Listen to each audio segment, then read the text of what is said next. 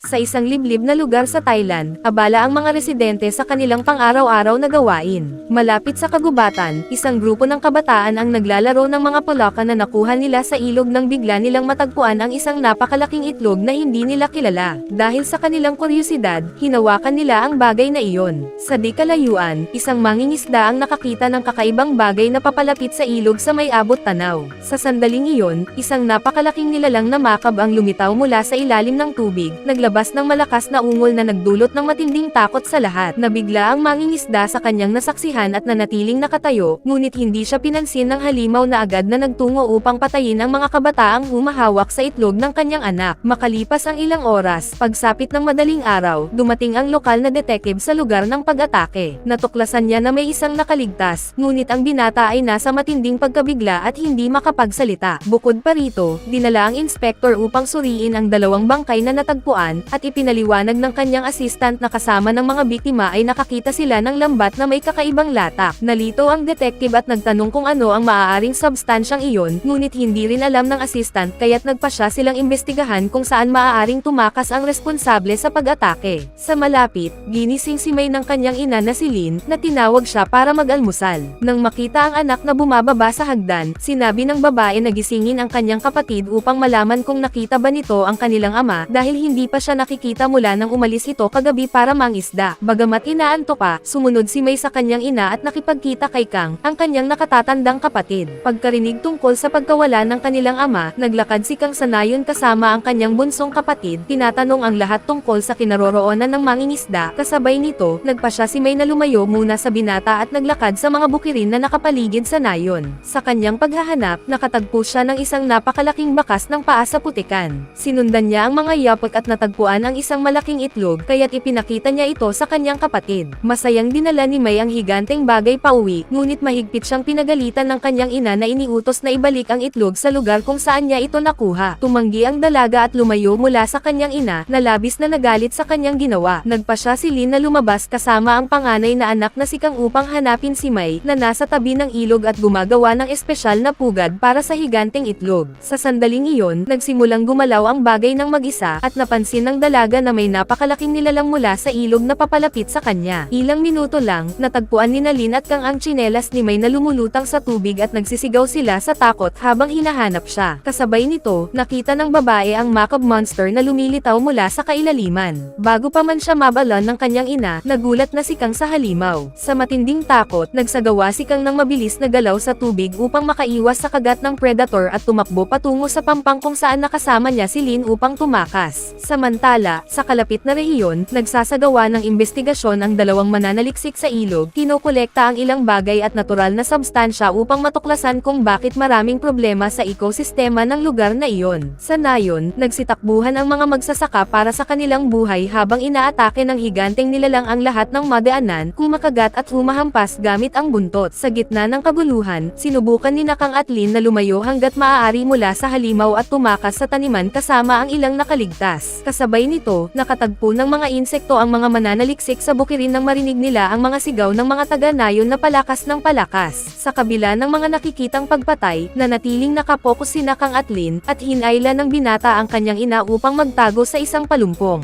Nanatiling tahimik ang mga nakaligtas upang hindi makaagaw ng pansin ng nilalang at napilitang pakinggan ang mga sigaw ng ibang magsasaka na isa-isang pinapatay. Nang makita ang pagkakataon upang makatakas, sinabi ni Kang na kailangan na nilang umalis, ngunit sa kanilang pagtakas ay tinamaan siya ng isang bagay na tumanggal ng bahagi ng kanyang balikat. Mabilis na itinayo ni Lin ang kanyang anak upang tulungan siyang maglakad, at magkasama silang nakaligtas kasama ang iba pang mga nakaligtas hanggang sa marating nila ang kabilang bahagi ng bukirin, nakatakas mula sa halimaw na patuloy na pinuprotektahan ang kanyang bagong teritoryo. Pagdating nila sa kalsada, nasagip sila ng isang driver na nag-alok na tulungan silang dalhin si Kang sa ospital. Makalipas ang ilang minuto, sa ospital ng lungsod, agad na ginamat ng mga doktor at nurse ang malubhang sugat ni Kang. Pagkarinig nila sa salaysay ni Lin tungkol sa pag-atake, nagpasya ang mga staff na tawagan ang himpilan ng pulisya. Nang matanggap ang babala mula sa ospital, mabilis na ipinaalam ng sekretarya sa commander, na agad namang nagtungo upang kausapin ang nakaligtas. Ipinaliwanag ni Lin na hindi siya sigurado kung ano ang nilalang na iyon at nagsimulang umiyak habang naaalala ang mga nakakatakot na eksenang kanyang nasaksihan. Nang mapagtanto ng commander na isang tunay na halimaw ang maaaring nagbabanta sa mga mga residente ng rehiyon, agad siyang kumilos at nagtungo kasama ang kanyang mga tauhan upang masusing imbestigahan ang pangyayari. Samantala, sa isa sa mga kalapit na distrito ng lungsod, isang binata ang payapang gumagamit ng phone booth nang bigla siyang gulatin ng nilalang mula sa ilog at tumakbo siya sa matinding takot. Kinabukasan, nakatanggap ng panibagong tawag si Inspector James at nagtungo sa isang lugar kung saan maraming sibilyan ang nakasaksi sa pag-atake ng mutant monster. Nalito ang investigador at nagtanong kung bakit hindi siya agad tinawagan, at ipinaliwanag ng isang lalaki na dahil sa malakas na ulan kamakailan, nagkaroon ng malaking problema ang signal tower ng rehiyon. Hindi na nag-aksaya ng oras, agad na in-update ng assistant ang kanyang boss sa lahat ng natuklasan nila. Pagkaraan, sinuri ng dalawa ang bangkay ng isa sa mga biktima na tuluyan nang nawasak ang mukha. Maya-maya, isang magkasintahan ang naglalakbay sakay ng kanilang sasakyan sa gitna ng ulan nang bigla silang atakihin ng river monster, nagdulot ng kaguluhan sa distrito kung saan nagsitakbuhan ang mga sibilyan upang makaligtas. Kinabukasan, nag-usap ang inspector at ang kanyang assistant sa isang coffee shop nang makatanggap sila ng babala tungkol sa panibagong pag-atake. Agad silang nagtungo sa lugar upang imbestigahan at natagpuan nila ang mas marami pang biktima at mga sasakyang winasak ng halimaw. Pagkaraan, nakipagpulong si James sa commander at magkasamang nagtipon ang mga alagad ng batas sa himpilan ng pulisya upang bumuo ng estratehiya para hulihin ang nilalang. Pagkatapos ng pagpupulong, nakatanggap ng tawag ang investigador mula sa paaralan ng kanyang anak na babae at napilitang sunduin ito bago matapos ang klase dahil nagkaroon siya ng gulo sa ilang kaklase. Samantala, nakipag-usap ang dalawang investigador sa mga doktor tungkol sa kalagayan ng pinakabagong mga biktima at hiniling kay Lynn na ikwento ang nangyari sa nayon. Ngunit ayaw na ng babae. Napag-usapan pa ito at nanatili sa tabi ng kanyang anak na nagpasya namang bumangon upang pumunta sa banyo. Habang naglalakad, nagsimulang magkaroon ng guni-guni si Kang at tinanggal ang benda sa kanyang balikat na nagpakita ng sugat na naglalabas ng malapot na mucus. Makalipas ang ilang sandali, nakita ng binata ang nangyari kay May at napagtanto niyang buhay pa ang kanyang nakababatang kapatid dahil nagawa nitong magtago sa mga palumpong. Sa matinding pagkataranta, tumakbo si Kang upang ipaalam sa kanyang ina ang kanyang natuklasan at gumamit ng papel upang sabihin na alam niya kung saan naroroon ang nilalang. Kasabay nito, tinipon ng commander ang maraming gwardya at mga residente na handang harapin ang halimaw. At nang makatanggap sila ng babala tungkol sa posibleng kinaroroonan ng kanilang kalaban, agad silang nagtungo upang hanapin ito. Sa kalagitnaan ng kanilang paglalakbay, hinarang sila ni Lynn na tumakas mula sa ospital kasama si Kang. Ipinaliwanag ng babae na natuklasan ng kanyang anak ang kinaroroonan ng nilalang, kaya't nagpa siya ang opisyal na hayaan ang binata na gabayan ang grupo patungo sa kanilang target. Matapos maglakad ng ilang sandali, natagpuan ni Kang ang halimaw na nagtatago sa isang abandonadong kamalig at agad niyang ipinaalam sa commander. Inutusan ng opisyal ang kanyang mga tauhan na ihagis ang mga container na may pampasabog sa kanilang kalaban, na tinamaan ng sunod-sunod na pagsabog at nabalutan ng usok. Nagalit ang nilalang at lumabas, agad na inatake ang lahat ng nasa paligid. Mabilis na nagtago ang mga residente at sibilyang walang armas habang ang iba ay nagtipon upang palibutan ang halimaw, na nakatanggap ng 12 ng mga hampas. Sa sandaling iyon, nagsimulang maapektuhan si Kang ng mga atake at bumagsak sa lupa na nanghihina, dahilan upang malito ng husto ang kanyang ina. Sa kabila nito, hindi tumigil ang mga lalaki sa kanilang pag-atake at patuloy na sinasaktan ang nilalang na nakulong sa isang malaking lambat. Nang mapagtanto ni Lynn na konektado sa halimaw ang kanyang anak, agad siyang kumilos at pinigilan ang grupo na tapusin ang halimaw. Sinasabi niyang hindi niya hahayaan na mamatay ang binata sa ganitong paraan. Nang makita ng commander na nagsasabi ng totoo ang babae, nagpasya siyang ikulong muna ang halimaw at inutusan ang isa sa kanyang mga tauhan na asikasuhin ang sitwasyon dahil kailangan niyang lutisin ang isang problema sa himpilan ng pulisya. Sa malayo, 2 pulis ang huminto sa gitna ng isa sa mga kalsada ng rehiyon at nagpasya na maghintay hanggang hamupa ang ulan. Sa sandaling iyon, nakatagpo sila ng isang napakalaking itlog ng nilalang at habang iniimbestigahan ang bagay, nagulat sila nang lumitaw si May. Hindi na nag-aksaya ng oras ang mga pulis at agad na tinawagan ang inspektor, ngunit hindi sumagot si May sa kanilang mga tanong dahil halatang nasa matinding pagkabigla pa siya. Ilang sandali lang, isa sa mga pulis ang nagsabi na nakakita sila ng isang itlog na nakahiga sa lupa, at nang makita ng investigador ang laki ng bagay, nagsimula siyang mag-alala sa bigat ng sitwasyon. Dahil dito, nagpa siya ang lalaki na dalhin ang higanteng itlog sa kanyang sasakyan kasama si May na naupo sa tabi ng anak ni James. Sa himpilan ng pulisya, nakipag-usap ang commander sa kanyang sekretarya habang nagkakagulo ang mga mamamayan. Upang mapanatiling ligtas ang lahat hanggang makontrol ang sitwasyon, inutusan niya ang mga residente na pumunta muna sa templo ng lungsod. Matapos nilang mahuli ang nilalang, inilagay ito ng mga pulis sa ibabaw ng hood ng isang pickup truck. Sinubukan ni Lin na pigilan ang ibang residente na patuloy na saktan ang halimaw dahil nararamdaman ni Kang ang bawat atake. Ang problema, karamihan sa mga residente ay determinado pa ring saktan ang nilalang, kaya't nagsimulang mawalan ng pag-asa ang babae, hindi alam kung ano pa ang dapat gawin. Samantala, sa loob ng sasakyan, nagsimulang makipag-usap ang inspektor sa kanyang anak tungkol sa kanilang magulong relasyon. Ngunit sa sandaling iyon, nakarinig ang assistant ng investigador ng kakaibang tunog na papalapit mula sa dilim. Nang magsama-sama silang tingnan kung ano iyon, nagulat ang mga pulis nang makita ang isang napakalaking nilalang at napagtanto nilang ang pag-atake sa lungsod ay ginawa ng isang sanggol. Ang tunay na adult monster ay ang mismong nakita nila ngayon. Sa matinding takot, sinubukan ng mga lalaki na tumakas mula sa mga atake, ngunit nabigo sila. At nang marinig ni James ang mga putok ng baril sa di kalayuan, nagpasya siyang alamin ang nangyayari. Pagkababa niya sa kanyang sasakyan, napansin niyang may nilalang na tila umiikot sa paligid at nagsimulang sumigaw para sa kanyang assistant, hanggang sa matagpuan niya ito na nakaupo sa isa sa mga ambulansya. Nalilito si James kaya nagpasya siyang suriin ang paligid ng sasakyan. At nang makita niya ang napakalaking nilalang, natakot siya at sinubukang magtago kasama ang kanyang kasamahan. Upang maiwasang masaktan ang kanyang anak na babae, ginamit ng lalaki ang radyo ng sasakyan upang balaan ito tungkol sa presensya ng halimaw at iniutos na manatili silang tahimik at huwag gumalaw. Ang problema, si Pam, ang anak ng lalaki, ay natakot sa presensya ng nilalang at nagsimulang atakihin ng halimaw ang sasakyan.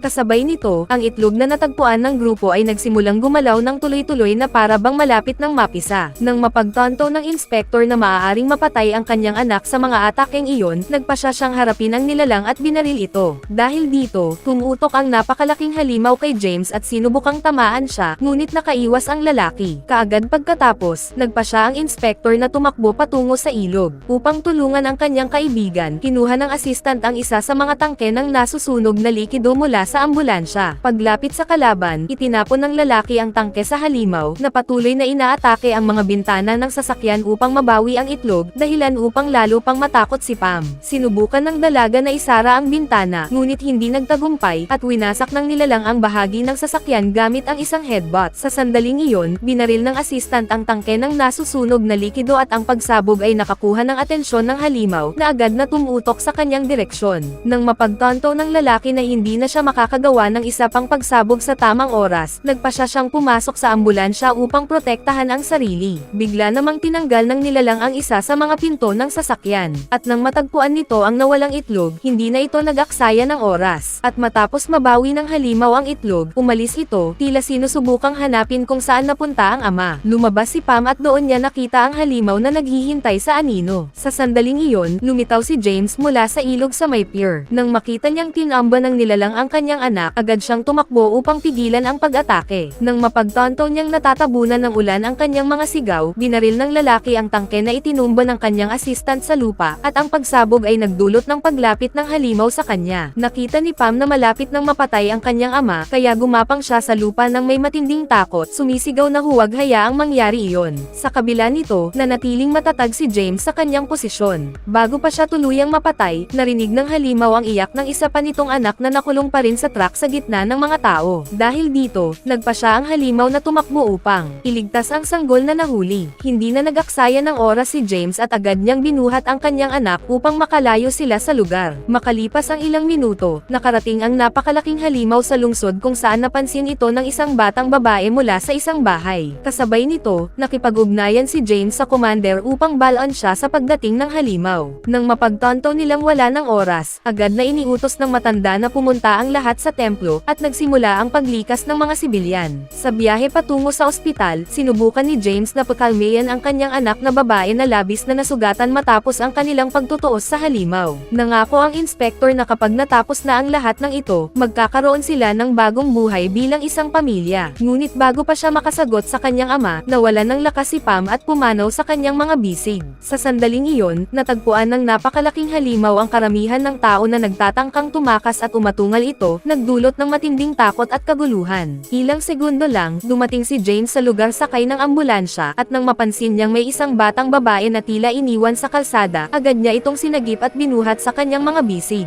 Kasunod nito, lumapit ang halimaw sa isa sa mga sasakyan kung saan nagtatago ang dalawang mananaliksik. Ngunit nagulat sila nang makita nilang tila hindi sila pinapansin ng Colossus, at nagsimulang maglakad ito sa ibang direksyon. Dahil dito, napagtanto ng mananaliksik saliksik na hinahanap ng nilalang ang kanyang anak at maaaring ginagamit nito ang kanyang ungol bilang sonar upang tawagin ito. Kaya't humiram siya ng radyo mula sa isa sa mga sundalo at ipinaliwanag sa commander ang kanyang natuklasan. Kasabay nito, nagpa siya si Kang na kumilos. Matapos niyang yakapin ang kanyang ina sa huling pagkakataon, dahan-dahan siyang nagtungo sa truck kung saan naroon ang sanggol na halimaw at inatake ito upang makuha ang atensyon ng adult monster. Sa huli, naupo ang binata sa upuan ng driver at naghanda ng umalis habang nakikita niyang tumatakbo ang kanyang ina patungo sa boss. Sa ilang segundo ng mabilis na pagmamaneho sa mga kalsada, nagawa ni Kang na akitin ang adult monster gamit ang iyak ng sanggol at tumakas habang hinahabol siya nito. Kinabukasan, nagbigay ng pahayag ang commander sa lahat ng mamamahayag sa press conference, at kasama ang iba pang miyembro ng himpilan ng pulisya, nagpa siya silang magsinungaling upang manatiling lihim ang nangyari kagabi. Ipinaliwanag ng mga lalaki na ang mga kumalat na video tungkol sa halimaw ay wala ng iba kundi isang underground film recording at walang tunay na halimaw na umatake sa mga tao ng bayan. Samantala, sa gitna ng lungsod, muling nagkita sina May at ang kanyang ina matapos ang mahabang pagkakahiwalay. Niyakap nila ang isa't isa ng may matinding ginhawa, habang si James ay nagpaalam sa kanyang anak na pumanaw. Sa sandaling iyon, naalala ng lalaki ang kanyang pag-uusap sa commander, na humiling sa kanya na panatilihing lihim ang buong pangyayari dahil kung malalaman ng lahat ang tungkol sa halimaw, maraming mangangaso ng nilalang ang darating sa bayan. Bagamat alam niyang hindi ito makatarungan para sa mga biktima, kabilang na ang kanyang anak, na natiling tahimik si James. Bago siya umalis, iniabot niya ang kanyang badge sa commander, tanda na ayaw na niyang maging bahagi ng lahat ng ito. Kahit tinakpan at itinago ng mga pulis ang mga pangyayari, na natiling totoo sa alaala ng mga residente ang alamat ng galit na halimaw, malinaw nilang naaalala kung gaano kakilabot at katakot-takot ang gabing iyon. Lumipas ang mga araw, karamihan sa mga tao ay sinubukang kalimutan ang nangyari. Ngunit sa isang ilog malapit sa lungsod, na natiling nakamarka sa lupa ang mga bakas ng paa ng halimaw, kasama ang sasakyang iniwan ni Kang sa kanyang kabayanihan. 5 taon ang lumipas, bumalik si James sa trabaho sa labas ng bayan at nagpasya siyang bantayan si May mula pa noong gabing natagpuan siya sa tabi ng itlog ng halimaw.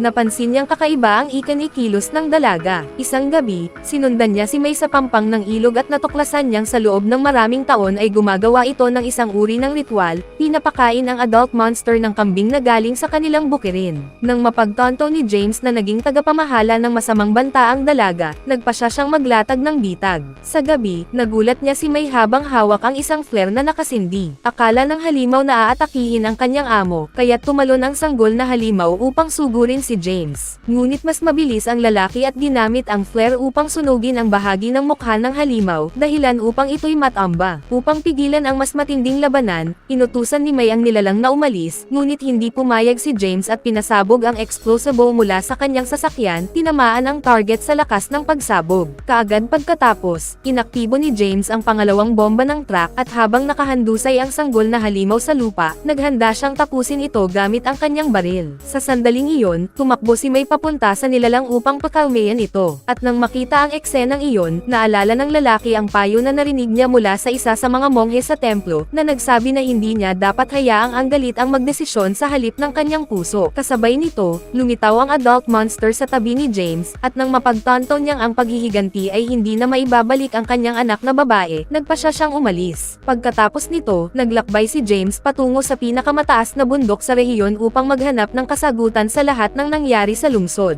Sa kanyang paglalakbay, natagpuan niya ang isang altar ni Buddha sa loob ng isang kuweba, kasama ang pader na puno ng mga sinaunang guhit ng halimaw na tila naglalakad na sa lupain na iyon sa loob ng libu-libong taon. Sa huli, namatay ang mga kandila sa altar, at nang siya'y lumingon, humarap si James ng harapan sa napakalaking halimaw, na nagpakita na ang lugar na iyon ay wala ng iba kundi ang mismong pugad ng nilalang.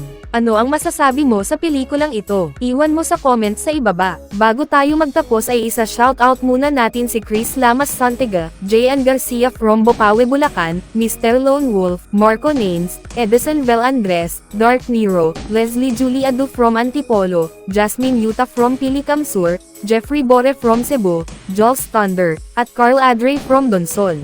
Mag-subscribe na kung hindi ka pa nakasubscribe, pindutin na rin ang notification bell at like button para sa marami pang movie recap katulad nito, at mag-iwan ng comment down below. And as always, thank you for watching.